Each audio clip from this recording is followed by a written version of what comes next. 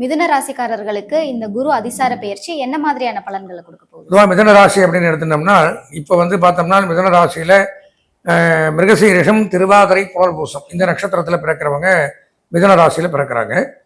மிதுன ராசி அப்படின்னு எடுத்துட்டோம்னா புதனுடைய ஆதிபத்தியத்தில் வரக்கூடிய பொதுவாகவே அவங்க கல்வி, கேள்விகள், ஞானம், அறிவு, உழைப்பதற்குனே பிறந்தவங்க, உழைப்புக்கு தயங்க மாட்டாங்க. அந்த மாதிரி எந்த ஒரு வேலை கொடுத்தாலும் சிறப்பாக இருக்கக்கூடியவர்கள், கணித மேதையா இருக்கக்கூடியவர்கள், அந்த மாதிரி எல்லாம் மிதனம், கன்னி இதில் பிறக்கிறவங்களுக்கு ஒரு அமைப்பு உண்டு.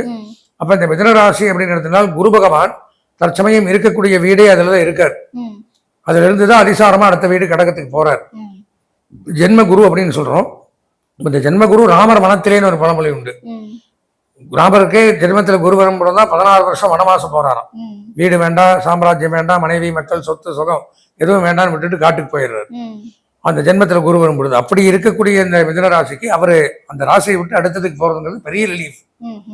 அப்ப ஜென்ம குரு போயிட்டாருன்னா குரு நன்மையைத்தான் வேகமா, ஒரு கெட்டது நம்மளை விட்டு வேகமா போய் சேர்ந்த பக்கம்னா நல்லது நடக்கக்கூடிய நேரம் அப்படிங்கிறத எடுத்துக்கலாம். மிதுன ராசி அப்படின்னு எடுத்தனால் பொதுவாகவே கல்வி, கேள்விகள்ல சிறந்து விளங்கலாம். கல்வி பயிலக்கூடிய மாணவர்களுக்கு நல்ல முன்னேற்றம். அதுபோக கல்வி கூடங்கள் வச்சிருக்கிறவங்க, கல்வி சாலைகள், கல்லூரி, தட்டச்சு, சுருக்கெழுத்து, அகாடமி, டுட்டோரியல், பயிற்சி நிறுவனங்கள், இந்த மாதிரிலாம் போதிக்கக்கூடிய இடங்கள் வைத்திருப்பவர்கள், அவங்களுக்கு எல்லாமே ஒரு நல்ல ஒரு ஹைக் கிடைக்கும் இந்த டைம்ல.